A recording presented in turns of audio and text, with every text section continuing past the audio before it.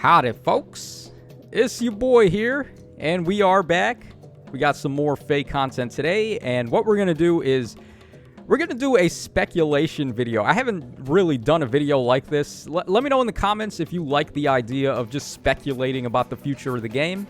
So what we're going to do today is take a look at some passive skills that do not have gold border variants yet. So as we can see here, some tier level 3 skills ended up getting a level 4. Costs more SP, so you can run it in arena, and it gives you better effects. So not every single skill yet has that. So we're just going to take a look at some of the ones that stood out to me. Not every single one, because there's a lot to look at, but just the ones that I was the most intrigued by, and we're going to just speculate what they could do when they get the gold border. So we're going to start things off with Bonus Doubler, a pretty solid skill. Even to this day, I mean, Bonus Doubler is one of the better status effects you want to be stacking, because you can get it from your weapon, you can get it from the A slot, you can get it from the Seal slot, you can get it as a start of turn bonus from Elliewood. So when you're doing like Bonus Quadler, and you have like 4 instances of this, it starts to really pile up, and you get a lot of stats out of it. Now, of course, there are ways to counter Bonus Doubler. So the enemies can just run lull skills to turn off your active bonuses. They could run the dull skills, dull close or dull ranged, or they could also just run panic. And if they get you with panic, then your skills are reversed. So how they could fix this, I think for the level 4, I think it's already pretty strong in terms of stats. What they need to do is just future-proof it against the counters. So give it like null panic built in. So if the enemies panic you, then you have a way to still be getting the stats with the null panic. Or they could also turn it into a unity effect as well, like we saw on Legendary Mart's Remix, where he's got Bonus Doubler and he's got unity built in. So what they would do here is just give it Bonus Doubler and unity built in, I guess. So that way you can mix and match. If they're doing a lot of debuffs, you're getting all the stats. If they're not, then you're still getting the stats from the Bonus Doubler. So giving it some counters to the ways that they would normally beat Bonus Doubler, I think is the right way to go. Okay, we have Steady Breath up next, a very wonderful skill from the olden days. Nowadays, we have this as a Sacred Seal for all of the different stat types. So how would they fix this? Let's see here. Alright, first of all, the stat number needs to go up. It's only giving you defense up 4, or whatever the corresponding stat is, plus 4. That would have to go up to at least 6 or 8. Probably 6, I would say. Then it gives you the special acceleration on hit, but it's only for the enemy phase, both the stats and the acceleration. I would say take off the enemy phase condition, just make it dual phase, you get the stat plus 6, and then you also get the acceleration there. And then I would also throw in like maybe nullify enemy guard, or yeah, nullify enemy guard. That's a pretty good one. So you guaranteed get the acceleration no matter what. This would be a really huge skill for units to be able to get Gale Force off really consistently. So make it dual phase, give it nullify guard, and make the stat plus 6. And you're going to be seeing the gold border for Fierce Breath and Darting Breath pretty often, if that was the case. So I think that would be a nice way to upgrade these. Okay, Defiance. Oh man, these were doo-doo. These were really bad. Even day 1. This is a day 1 skill, and no one ran it back then. You know what's even funnier, too, is that you actually did see these quite often, literally day 1, because there was no skill inheritance yet. So that's a real throwback, man. Before even skill inheritance got added to the game, people were running Defiance. Like, Lynn, for example, had Defiant Attack. I remember that. So I did end up having this on her. Not by choice, but because you didn't have a choice. So how could they fix these? Let's see here. Okay, so at the start of turn, if your health is below half, you get a blue bonus, attack up 7. Obviously, in combat would be way better, so similar to the Brazen skills, but we already have those. If they want to stick to keeping this as a blue bonus, this number has to go up by a significant amount. I would say like plus 15 even. And the HP condition has to be better as well, like maybe once you're below 75% or even just below full health. So you could easily activate it with the Winter Burnie or the Bunny Burnie. Just chip your health right away, and then all of a sudden you're getting like a titanic amount of blue bonuses there. Yeah, I think that would be the way to go. Like, make this just plus 15 to the stat, and then make it when you're not on full HP, you get it. Because blue bonuses, we haven't really seen the number go up on blue bonuses at all, really. I think 6 is the benchmark they like to go with, and sometimes we'll see 7 in rare cases. But we've never seen just a monster number like 15. And then that would combo up with Bonus Doubler. That would combo up with Legendary Azura, who can dance you and give you the same stats to your highest blue bonus to all your other stats. Like, that would be crazy, actually. That would turn these into a hero, like 0 to hero, just like the Seals did. Like, Seal level 3 was bad, and then Seal level 4 was awesome. So, like, something like that I would want to see with this. Okay, we have T-Adept up next. Another classic skill from the olden days. So, what would they do here? Let's see. It's already balanced by the fact that you have to have weapon triangle advantage. I mean, nowadays, the weapon triangle doesn't even matter. We just, like, blue units are dominating green units regardless. Like, there is no weapon triangle anymore. However, for this particular skill, I think if they bump the numbers up, it would be good. So instead of doing attack by 20%, how about 40%, right? Like, boosts your attack by 40% and reduces the enemy attack by 40% when you have triangle advantage. That would be pretty good. It already balances itself because you have to have color advantage. And then maybe they could toss in like a feud effect as well. So again, playing up the fact that you got to have triangle advantage. Then you would do all stats -4 and inflict feud on the foe where they can't get like support effects from allies in 2 spaces. That would be the way to go, I think, with this. Just really play up the fact that you got to have weapon triangle advantage. Okay, we have Bullwark up next. These are still kind of solid even right now. However, they are lacking in a couple of areas that some of the other beast skills are going for. Like damage reduction in particular, a lot of beast skills are just doing that. So we're talking Gambit 4, Guard Bearing 4, the dodge level 4s. Like all of those skills are the premier options that these tank units want to run.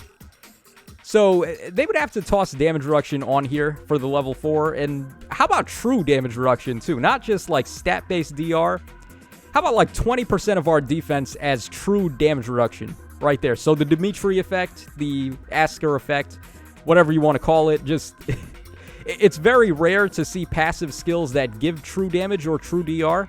There is another skill that does it, Flow Flight and Flow Feather, but having that on Bullwark would be crazy because this already has healing, it's got stat drops, it's got the Obstruct effect, which is really clutch. I think that would be the direction they need to go, just give it some DR. And true DR at that. Okay, the Breaker skills, oh man, these are another blast from the past. These were so good back in the day, before Null Follow-Up reared its ugly head. Yeah, you really can't run these anymore simply because of Null Follow-Up. So how about give them countering to Null Follow-Up? How about that? Like, if the enemies have a skill that gives Null Follow-Up, just disable it. And then keep the Omni Breaker effect, and then maybe get rid of the HP condition as well, so you just always get to do it. Yeah, I think that would be a good way to do it, because they really want us to play up like triangle advantage and weapon advantage and things like that, so why not, right? Like, if you've got a lance unit fighting a sword, they should win. So just nullify their Null Follow-Up and then allow yourself to double and prevent them from getting a double. That would be the way to go, I think, with these. Just nullify Null Follow-Up. Okay, Bold Fighter, another blast from the past. This was like the best passive in the game for a very long time. Man, what was even the first passive that I would have said was better than Bold Fighter?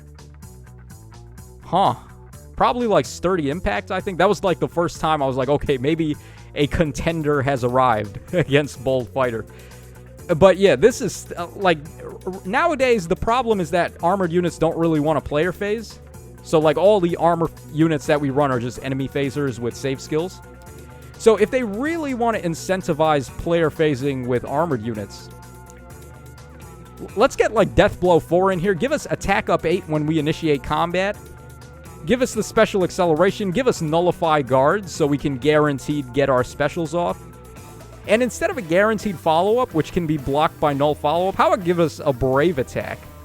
Yeah, unit attacks twice instead of guaranteed follow-up. How about that? Yeah, that then would be cooking. We'd be seeing a lot more player phase armored units then. Can you imagine, like, Black Knight with this? So, Black Knight getting attack up 8, nullifying guard, getting the acceleration, and getting a Brave Attack, so he hits you once, and then the second attack is a guaranteed Black Luna. Oh my god, yes. Yes, please. So that's what I would want to see for Bullfighter. Okay, we have the Cantrip skills up next. We already saw, like, their cousin skills, the dance effects that give you the stat bonuses, get their level 4s. So we have Firestorm Dance 3.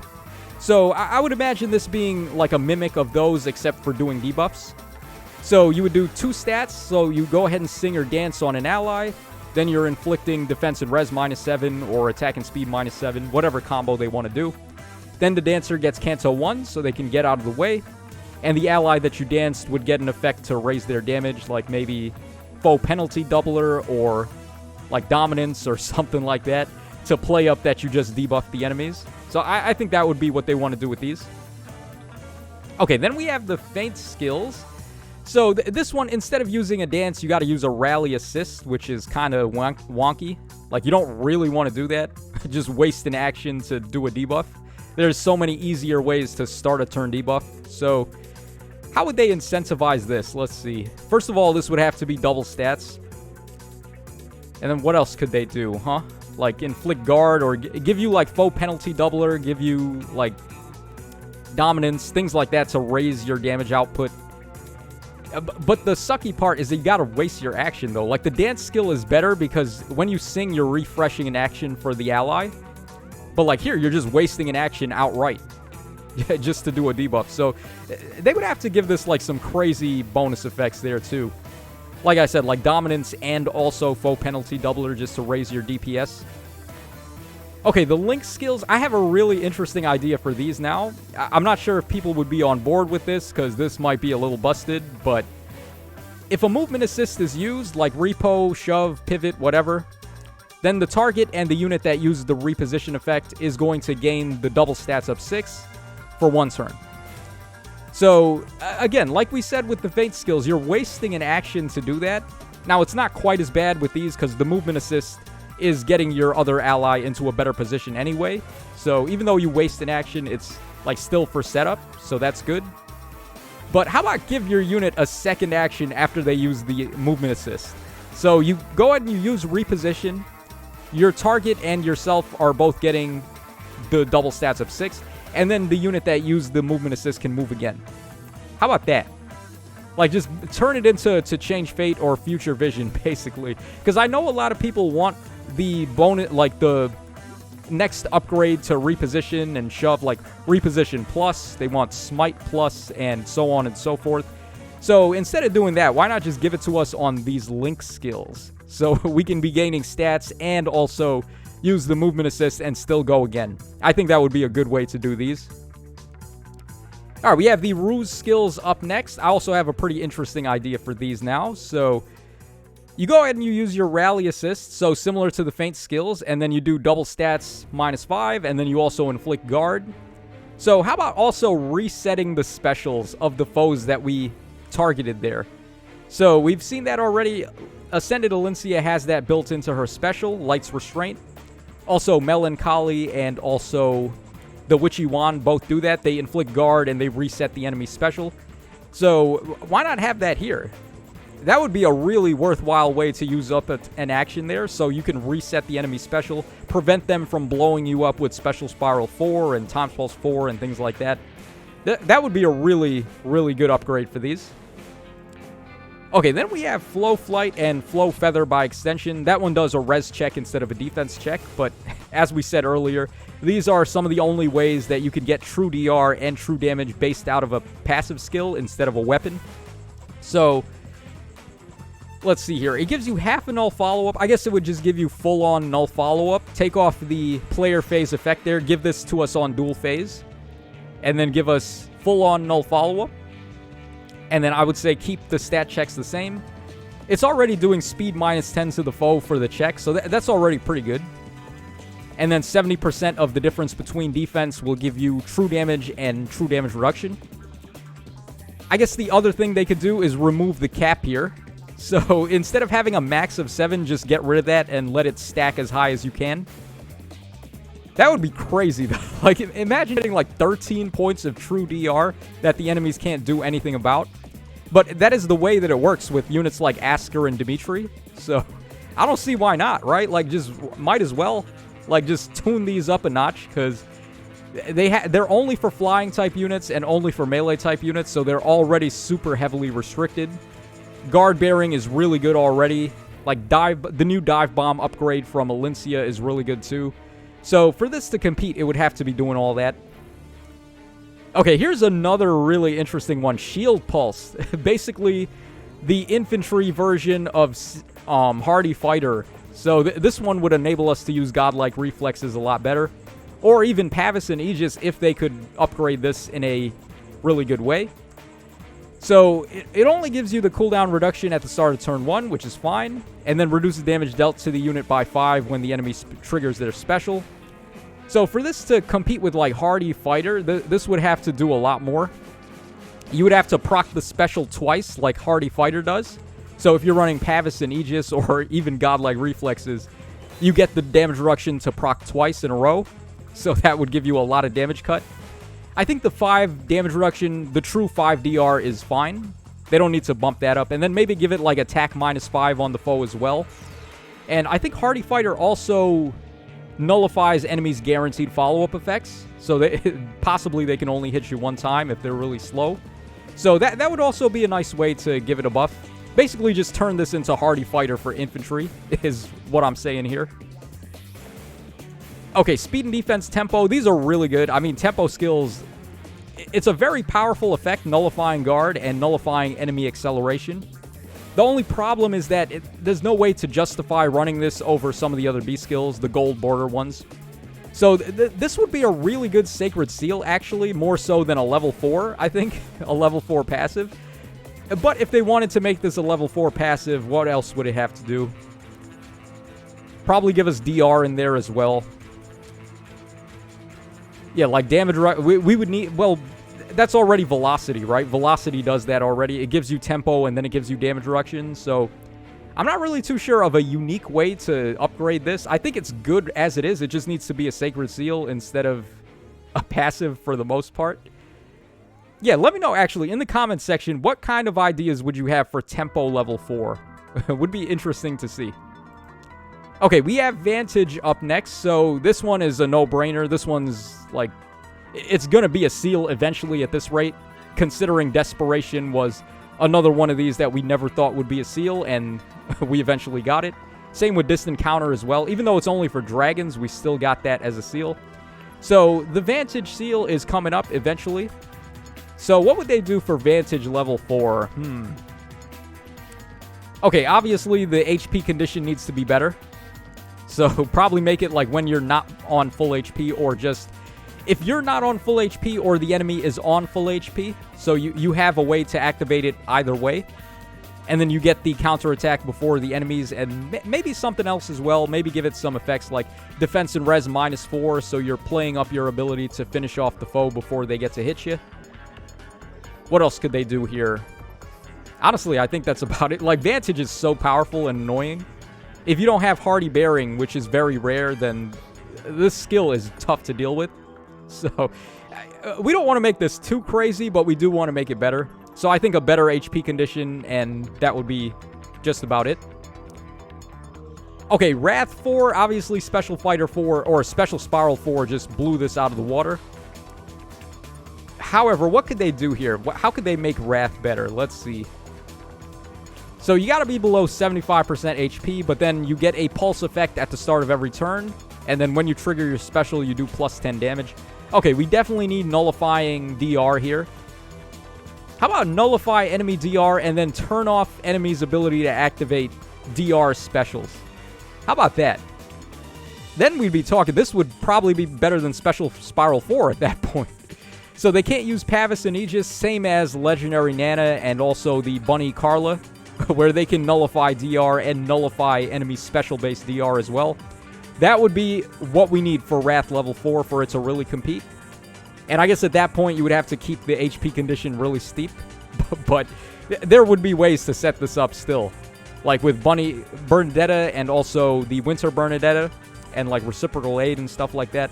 So this could really get upgraded if they want to. And then the final skill I wanted to take a look at today is Odd and Even Recovery, basically both of them in one. I would say they would both be the prerequisite for what I'm thinking. So we would just call this like Recovery 3 or Recovery 4. And you would use both of them as prerequisites. And it would just work at the start of every turn. And at the start of the enemy turn as well. So we're talking the King Freyr effect, essentially. Except it would only be for staff-type units. So it would be balanced by that. It's limited on who can use it. But then you're just getting the King Freyr effect to nullify any penalties that the enemies may be doing at the start of the turn. And you're also getting some recovery out of it as well. Maybe you could toss some stats in there too, like give it defense and res up 6 to the allies as well. Like full-on King Freyr, I guess. But the healing is already quite strong, and the dual phasing for this and enemy phasing as well would be really good. So that would be my idea for the level 4 recoveries. Let me know your thoughts in the comment section down below. Is there any other skill that I didn't bring up that you would be interested in seeing a level 4 variant of? And let me know what you would expect the level 4 variant to do. So that's going to wrap us up for this video, guys. I'm still taking requests, so also leave requests in the comments if you want to see some more requests. And this is your boy Tacho signing out. So take care, fellas, and I'll catch y'all again on the flip side.